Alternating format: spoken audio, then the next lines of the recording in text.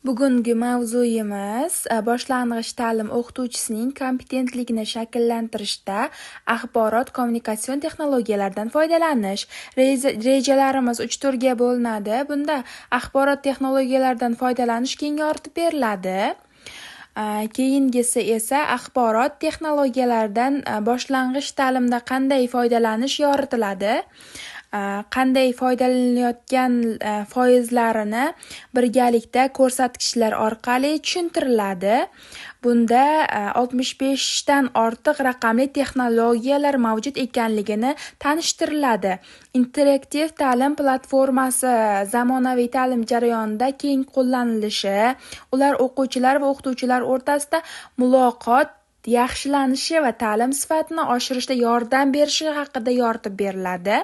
Raqamli vositalar yordamida dars rejalari tuzishda ta'lim jarayonini samarali va interaktiv metodlar orqali yoritib berish amalga oshiriladi. Bunda bizga turli xil platformalar yordam beradi. Elektron darsliklar va resurslarning afzalligi. Bunda elektron darsliklar va resurslarning afzalligi haqida keng tushunchalar bilan o'quvchilarga yordam beriladi. Bunda bizga elektron darsliklar har qanday vaqt va joyda kirish imkoniyatini beradi.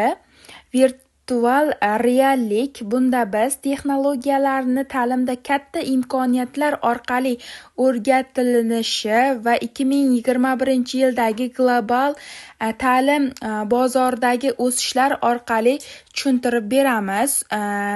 Bu darslar esa talabalarni qiziqishini judayam oshiradi. Ta'lim uchun mos mobil ilovalar mavzusida juda ko'p foydali ilovalar mavjud. Bularni biz o'quvchilarga tushuntirish jarayonida birma-bir ko'rsatamiz. Bu ilovalar ta'limning har qanday vaqtda va istalgan joyda davom ettirish imkoniyatini beradi. Axborot va xavfsizlik va ma'lumotlarni himoya qilish.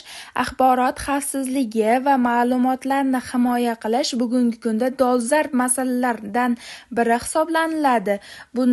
Bunda biz 2021-yildagi jahon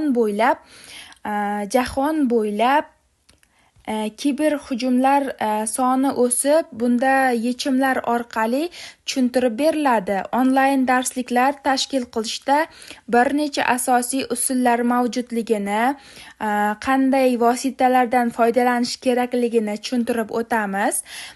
Shu bilan mavzuyimizni yakunlaymiz. E'tiboringiz uchun rahmat.